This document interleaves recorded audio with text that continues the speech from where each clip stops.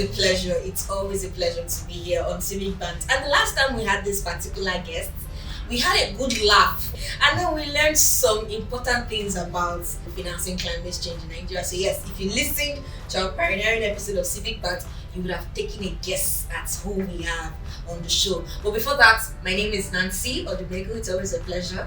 Right, so today we have Enebi Opaluwa. The last time, I'm not sure I called that name right, but today I don't realize and become Enebi Opaluwa. Enebi is the acting head of Natural Resource and Climate Governance for Budget Foundation. Hi Enebi, how are you doing? Hello Nancy, thanks for having me again. It's a pleasure to be here. It can only be us. I'm glad to be back. I had fun the last time. Yes, we did. And I hope to have fun again this time. Thank you. How is the world of climate change climating? Is the climate entering? The battle is still on and we are still fighting. But hopefully record some good progress. Okay. Nations are doing what they do to fight the whole change. Yes. And it's hopefully that we won't get to the point of no return where we cannot reverse disastrous events. But and I think that's what we're discussing today, what nations are doing in terms of commitment. So okay. Alright, that brings us to the conversation we're having today, Nigeria's commitment against climate change. Exactly. Right. Yes. So the last time we had you, it was quite insightful. Forget saying we talk, say we laugh. We did, Enebi did something really nice. And I mean, that's why we're having him again. When they are good, you bring them twice. Slang by who? By Nancy. when they are good, you bring them twice. So he broke it down for us. Climate financing, told us all about COP28. It was incredible, right? And we're looking at Nigeria's commitment against climate change, because you people will agree with me. Share the other day, heat wave was doing us kaba. We'll be sweating. Yeah. The NEPA now made the matter worse. They're not going to give us light. So the two way, even your breeze is going to be blowing you hot air. That was something, that Yes. period. Yes. It was recently, I never even today when we suffer the heat, right? So you know that climate change, commitment, financing, these are all topics that we should actually start entertaining right now. Directly. Yes, directly. So yes, Enebi, I know you mentioned some things in the last time when we were talking about climate financing. You mentioned some of Nigeria's commitment, right? And that's what we're honing in on now. But I want to ask you why you feel it is important that Nigeria commits to climate change. All right, I think that's a very, very The good place to start why with. it Yes. important. So let me start with the last statement about the effects. All right, Nigeria this year is experiencing one of its largest heat waves. And I personally have observed in the last 3 years, the heat just seems to be increasing by the day. Yes, this year seems to be hotter than last year, and than last year than the year before. So there's this palpable this observable trend that we can see that the weather is actually changing. Now, the argument is we didn't contribute to climate change, right? Okay. We didn't do anything. So why should we do anything at all to fight it? But now we've seen that no, we didn't contribute to the damage. We are now all expressing the effects, and if all of us are going to survive this, then we all have to put our hands on them, and that is what's important for Nigeria to commit.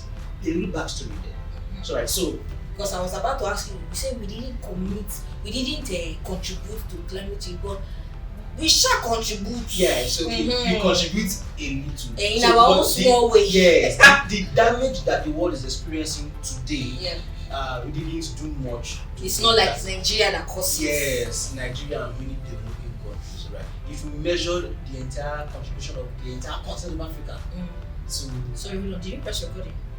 Okay, so if you measure the contribution of the entire continent of Africa to carbon emissions globally, we do less than 4%. So if the entire continent stops emitting today and the rest of the world continues, we will still get to where we don't want to go. Yep. So that is why I said, all right. So in 2015, yes. so the COP Conference of Parties held in Japan, Kyoto, Japan. That is why the protocol was named after the place. Yeah. And that Kyoto protocol acknowledged for the first time to that large scale that something had to be done about that was 1997. That something had to be done about to fight climate change and recognize the fact that if we don't do anything to stop it, the world will just get irreversibly hot, disasters will come up, So they flagged it since Yeah, that time. no, in fact, even before then, it has been flagged since the 70s and 80s. But for the first time, a global action where countries at their governance levels were going to take action. Yes. That was the first time. Now, even back then, it wasn't as serious as it is now. So what happened was that there the responsibility was placed solely on developed nations, and they had to be the one to cut emissions or carry out action that will reduce carbon emissions or reduce emissions generally, greenhouse gas emissions into the atmosphere. However, let's say the traction that we needed to get as the whole world didn't come from it. But yet it was the foundation and we built upon that. However, in 2015 we now had the Paris Agreement, which is an update of the Kyoto Protocol. Now what the Paris Agreement did was that it did not just leave responsibility to advanced nations or advanced economies or developed countries, it also included developing nations to make contributions to fighting climate change. And what it did was that your contribution was voluntary. You decided what you could do and what you wanted to do. In your own capacity. In your capacity. And that was why it was named the Nationally Determined Contributions. In short, NDC. Or NDCs. It's because it is voluntary nationally determined contribution, but we leave out the V. They should hold the V. Yeah, so the NDCs have now told I don't want to speak grammar, but encompassed. Show me encompassed. Okay, it has now gathered. So it's the umbrella of all Nigeria's or every nation's current climate change commitments. So you say by this year, I'm going to cut emissions in this area by so percent or by this much, and that is what commitments are. So Nigeria did that for the first time in 2018, and then we updated it in 2021, which is our current NDC. So let me stop this. And you've done well. In fact, that is why there's only one in AP, there's only one in Paluba. Any other one, I don't know, it's a counterfeit on my own. But you've done well and you brought us to this NDC now. So tell us, what are some of those major commitments now that Nigeria have? Nigeria has a lot of commitments across different sectors. There's energy, there's agriculture, there's what we call the short-lived climate pollutants, there's industry, there's industry. I will get there. Just acronym for something. So we have different, and all of these areas are broken down into transport, power, oil and gas. However, the two broad classifications that we talk about is the conditional and unconditional. Okay. So let me start with the unconditional. Unconditional commitments say that as a country we can do this, and by so year we will achieve this. Whether we have support or not. So let's say you say by 2030 our agricultural sector will stop emitting methane emissions by so amount. Okay. That is what we are going to do. We can achieve that as a country by 2030 by ourselves. That's conditional. And the overall target is that that's unconditional. That's unconditional. Yes. So the overall target is that by 2030 or so, if I'm right, the unconditional commitment says that we would have reduced overall emissions by 20%. Okay. By 20%. Unconditional.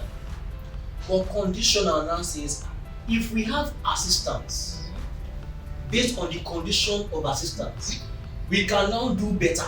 Can now go elect. Yes, and it says that so we have targets by 2030, 2040, 2050, but the overall is that we would have reduced emissions by 47%. Okay. Based on condition. Yes. Condition being we have assistance in terms of finance and technical support, largely from the international community, the advanced economies. Okay.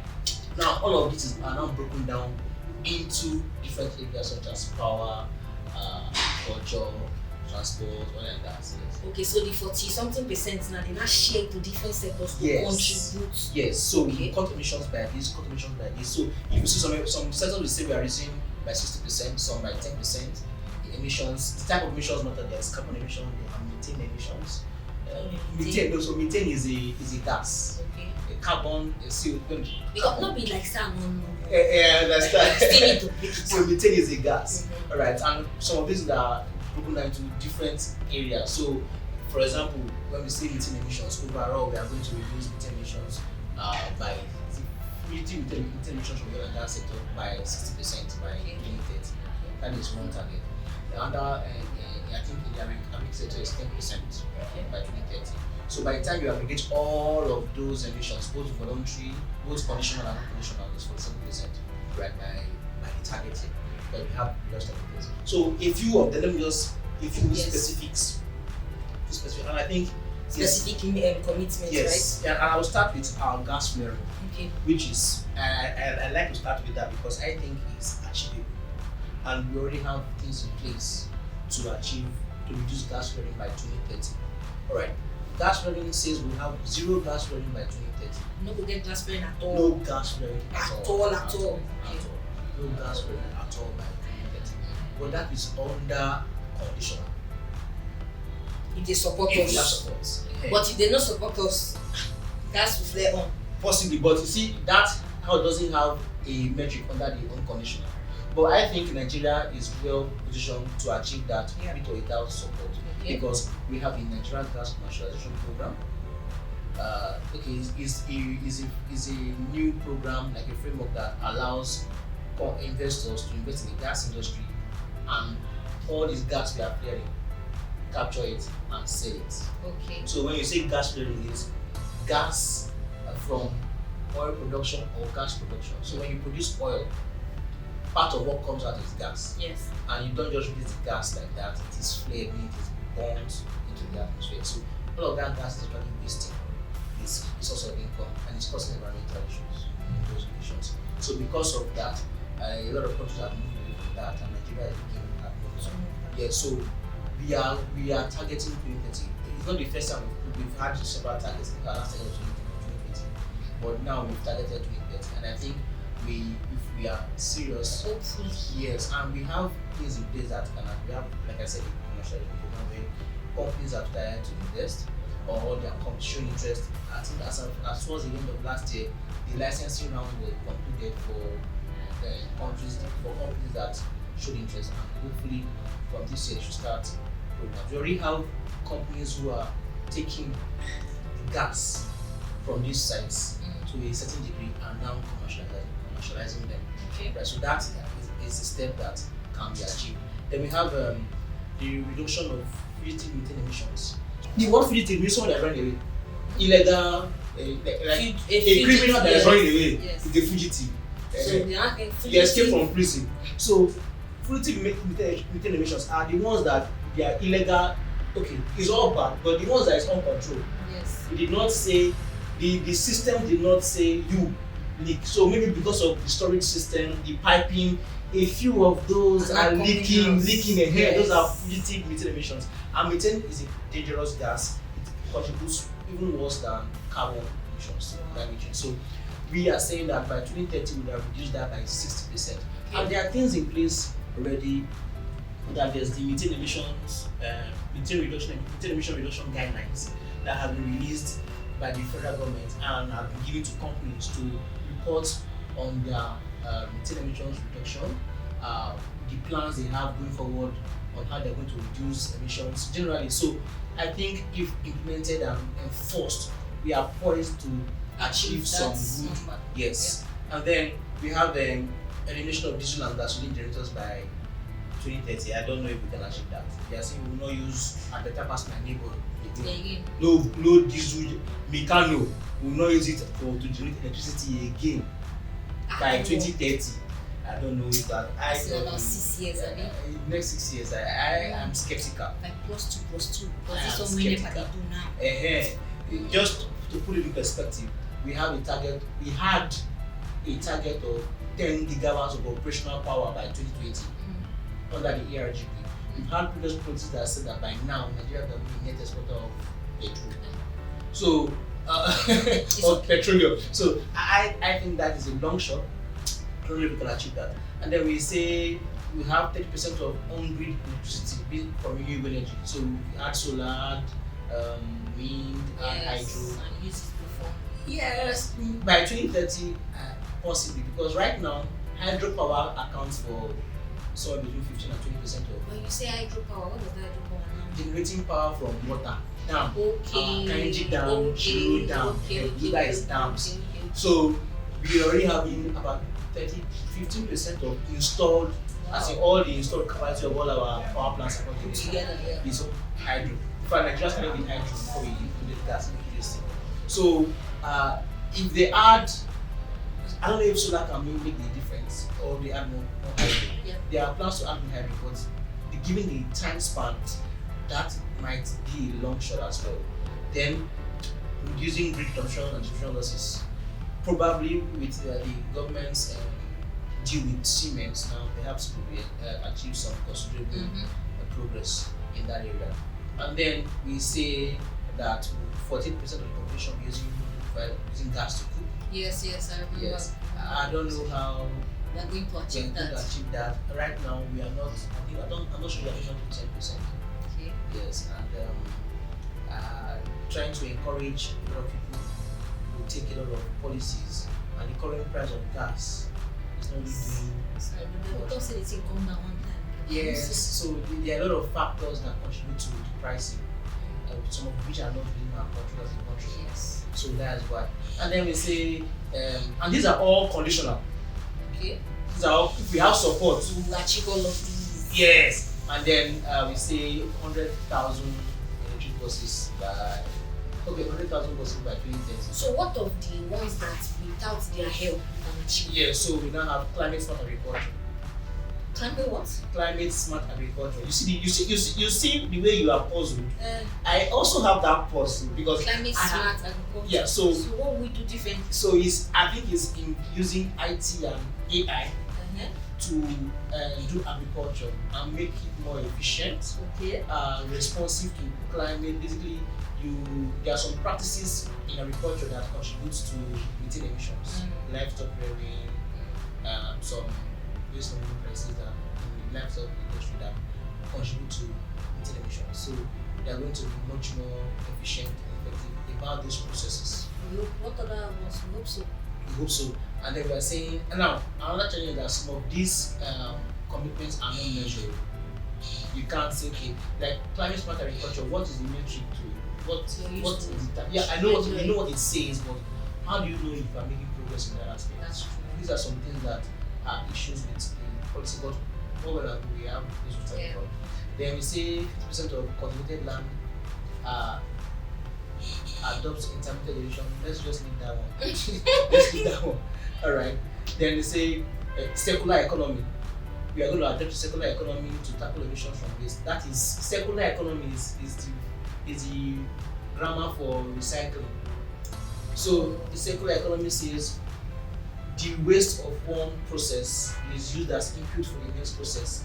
And even the final waste is not completely a waste. You now circle it back as a raw material to start the production process all over again. Now, if you are able to do that, you can reduce your waste and consequent emissions by as much as 10% in some sectors. Alright, so the circular economy is a big thing now. In waste especially for plastics, for bio waste, that's for waste that can get rotten. Yes. So they do that kind of composting, do manure. So these are some, and there are a lot of targets, but I just picked some keywords that we can look at. Okay, so when you mentioned some major commitments now under this NDC. So are there any other policies that you want to share with us? Yes. Simple English type of policy. Yes. Okay. All right. So and that is one challenge. Nigeria is not short of policies. Recently, in 2022, we had the Energy Transition Plan. Yes, that is being managed by the Energy Transition Office. Yes. All right, under the supervision of the Vice Presidency. Okay. And then we have I have a list I can just so there are a lot of them, but I'll just pick. So then we have the methane emissions reduction target that I mentioned earlier. Yes. Then we have Nigeria gas refinery I mentioned earlier. Then there's the short-lived climate pollutants national action plan. So short-lived climate pollutants are some pollution that comes from their cycle in the atmosphere is not known. What I mean is, science student, I understand that. What are you trying to say? When they are emitted, They don't stay there for too long, exactly, but they cause damage as in well. the short period In the they are short there. period, exactly. So that's the most simplistic expression that we can have for that. And this thing comes from like refrigeration, that's used for your fridge, some other places like that. Now, there is a national action plan that has been rolled out to reduce all of those things, and it's not just like things from your fridge is like residential area, but people like companies, there are some guidelines that have been given to them to ensure that all of those leakages are stopped and reduced, and they have to report on that. So then there's the which I want to focus on, the LTLEDs. LTLED. That's the long-term low emission development strategy. And that's the latest one that came out last year, towards the end of last year. And what the government is trying to do with that is trying to harmonize all the previous policies. Yeah, because some policies say we have a target of 2060, some say 2050, so where are we? Let us stay one place. So that policy is trying to do that. To an extent, they've acknowledged all the previous policies and tried to build upon that. That has been communicated with the United Nations as well. And then they are trying to harmonize targets. And then even in terms of institutions that are going to manage all of this, the government body, everything is now being put under the National Council for Climate Change. So they are the one that are the main body for managing anything climate, the NCCC. So these are also the idea is we've had so many targets, so many reviews, but we need to harmonize. Let's have, if you're looking at the sector, sometimes you are trying to catch or not catch, pardon my language. Yeah, so where are we going here? And then a new policy comes and says, and says, I go for shifting. So when you say harmonize, like bring together all of those policies, let's try and move at the same time. Exactly. And what it also does is that because we have many agencies in government that are implementing, so in the petroleum industry we have issues to tackle with climate change, emissions.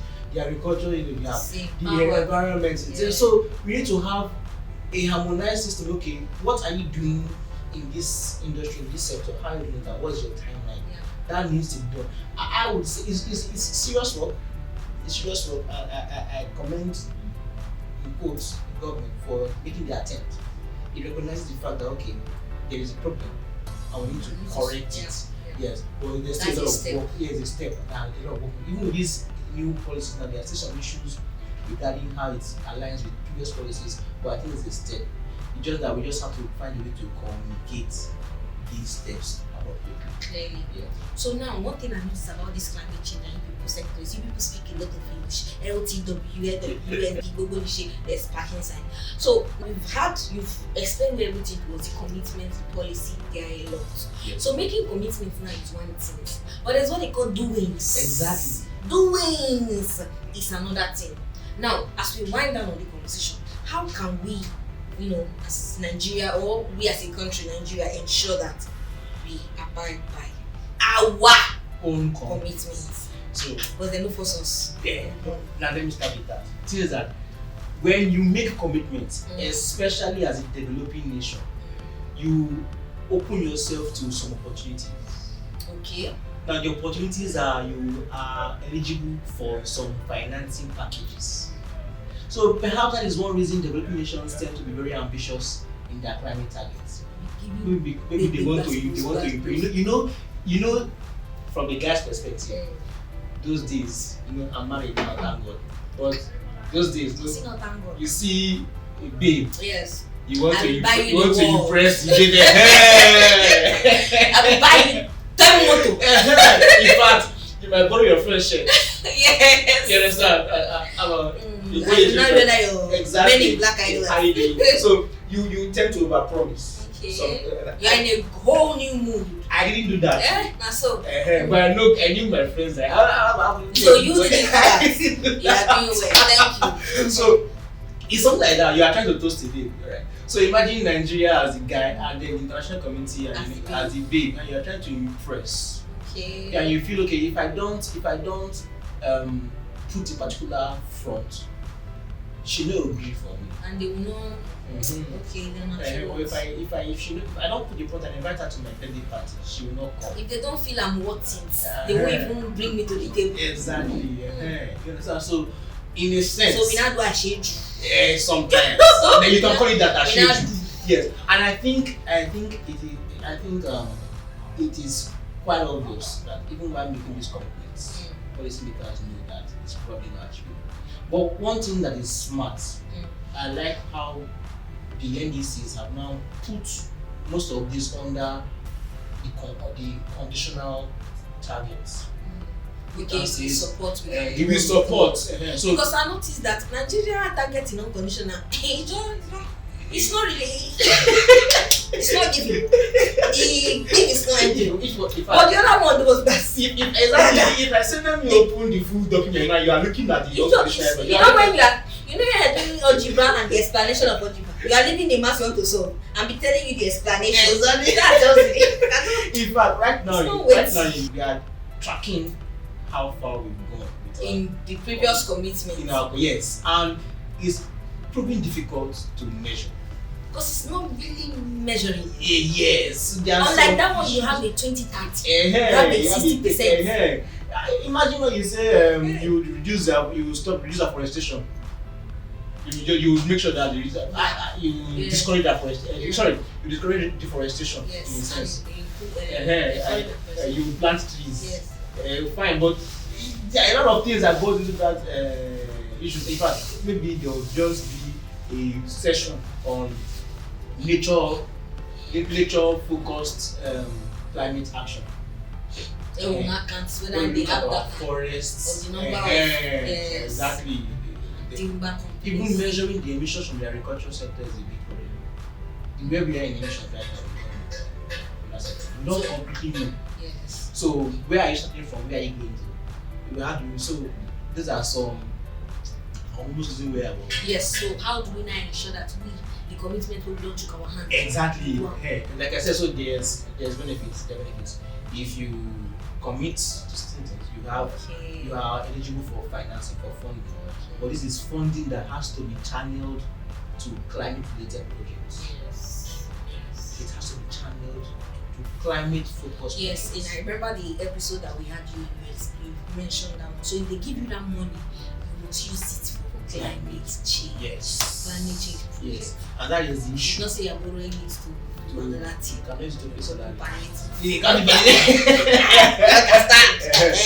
So okay. Now, one step I think first of all, they say that there's flood, they cannot use it to do flood. In fact, there's funding that is targeted at disaster monitoring. Okay. And that's one issue with the loss and damage fund, which yes. was adopted. I remember that conversation. Yeah. If you don't know what the loss and damage fund, go and listen to our first episode. I don't they know this climate thing. Oh, it's a yeah. Okay. So that is targeted at damage from any climate-related damage. Yes. And I think operationalization will begin after COP29 because there are some legalities that are still weaving into the entire framework. But if you skip that part, one thing, first of all, getting your climate targets right.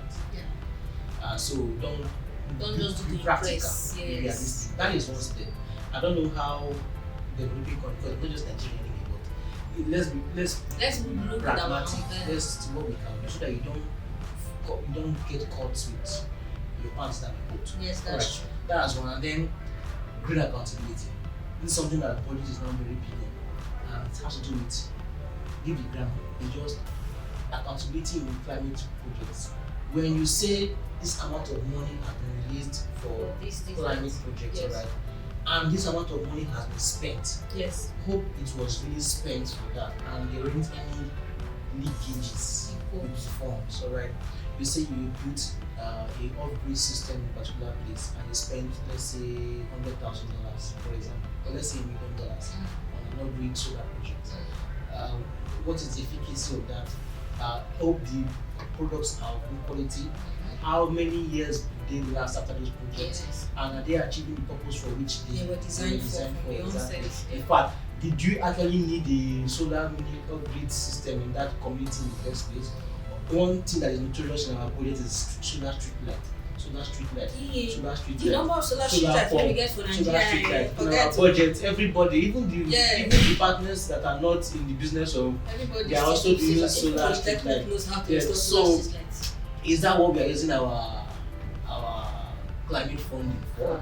Not that it's bad, but I think there can be a practical way to look at this area needs street lights, and this area perhaps a different project. Maybe what they need is afforestation, street light for the good. But if you dey drive for night, many streets still need that. Don't always say just leave that matter first. So, and then another issue is all of this place, the quality of the products. Okay. That will help you to ensure that your projects last as long as they ought to last. You don't want to invest so much in solar projects that will last for 2 years. Who will give you money after 2 years? Okay. It's money that we are to me, this money is collected through loans that we pay interest on. Yeah, so it's not as if you need to be sure that what you're investing in is something that will last long and is durable and effective. That's been accountability in some. And then our policies need to be implemented early on. I'll give you a few examples. For example, this cash program that has been over time, I think from 2020 we started the cash program is taking shape now. Another policy that is being that they are working on now is electric buses. I think some states are taking the lead on that. So, for example, Lagos State. Yes. So you don't implement policies overnight. That is a bad practice. It's a bad practice, and to discourage investors. I'll give a recent example. Recently, the Lagos State government decided to just do away with skylines. Yes. In that conversation, I remember it. Yeah, so the end result is because they cause damage to infrastructure, customers, climate implications. But you cannot just wake up overnight and tell people to just close their business overnight. It doesn't work that way. Yes. You discourage businesses, you discourage investors. People don't feel that safety in the economy because they feel that I invest out of money and tomorrow the government can just wake up and say, we're not doing again. Carry on part of the way. Yes. It's not, doesn't build confidence. And that is why on global scale they are telling us, okay, you have from now to 2030, from now till, in fact the reason everybody's hammering 2030 now, before it was not this intense. Yes. Some 10 years ago it was this intense, but I think one of the research that came out some years back from the IPCC was the Research Convention on Climate Change and also UNFCCC. They realized that the time we have to implement climate change, the changes wasn't as long as we thought. Things are happening faster, the damage is building up faster, and if we do not meet certain targets by 2030, there's a chance that we may lose. We may not be able to do that, and that is why 2030. In fact, there are now new researchers saying that even the current pledges can take us to where we need to be by 2030 or by 2050. And I was in a webinar last week, an international webinar. They were saying that with the current pledges, even developing nations that were hitherto that were before now, they also were helping us. That we need to start doing more because the developed nations have kind of maxed out the amount of emissions. The future emissions are going to be coming from those of us developing. Yes. So if we don't have serious commitments or pledges to mitigate, we're going to pump a lot of emissions into the air. Yeah. Naturally, for me as a Nigerian, I want us to make money from our oil. We need the money for our economy. Yes, at We least. need the gas for economy. Yes. But the way sweat they catch me for night these last 2 days. And they say, wait, shey we will survive to eat this money like this. I look at my kids and shey this boy when he's my age or when he's in school, there will still be a planet for him. So I understand the need for us as a country To actually and change our ways. it's part of the conversation of a just energy transition where people like us that didn't contribute to any climate change problem need to also develop. We need the energy to develop. We need the resources which are provided by fossil fuels. But then we're also suffering the impact. So how do you accommodate our needs for energy and resources and money and also trying to contribute to the cutting emissions. To say we are even there yet. To say our economy has gotten to another we can. But now, interesting for Nigeria, we're in a very sensitive we area right now. Climate change, and we don't have lights. People will under generator. I have always been a staunch People supporter will of under see. generator. That's the advance economy take the bulk of the cost, which is true. But if you even calculate our percentage, it's that yeah. They cannot come and kill us. Yeah. Developed nation have 247 lights. We are. Remember they called us a something country the other time. So these are certain. That's why the issue is not straightforward, and there are nuances, and that's true. They are the thing changes per sector, per country, per community, per village. So yeah, so need to be strategic, be open-minded. Deploy a lot of approaches to it. Yes, not one measure will work in A and B. Yes. We need to study the situation with each situation, with each area, with location, each country, each community, and see what's the one that works. Alright, thank you very much, NAB. Thanks. You've done a good job as well explaining our commitments.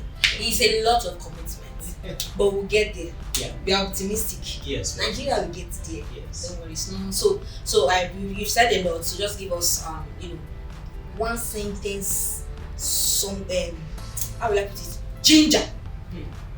Give Nigerians and the Nigerian government one sentence ginger. On our climate. Yes. Ah. You know, so there was one in the first episode. You say either you go green or you off. Let's try not to repeat that one. Give us something, just one sentence. So our take home commitments. Don't give up. Don't give up. Don't give up. Don't give up. Never give up. No matter what. Yes. Don't surrender. Don't give up. It's a continuous fight. I won't call it struggle because it's a fight. We are fighting for our lives. Me myself, I'm fighting for my children's lives. Yes, and our children's. Because what is the ACs now cannot work. ACs are blowing. AC that was used, AC is blowing cold air. Now the AC are asking, is this still working? Because the air coming out is not as cold as before. This year was really hot.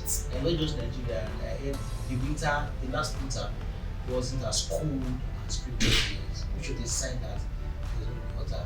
I don't know what's going to be like the rest of the year. I don't know how much time we have. When there are hotter temperatures, we have more hurricanes. We have more tornadoes, we have more storms. So we are in for it this year. We have more flooding. Hey. Alright. So we are looking at it.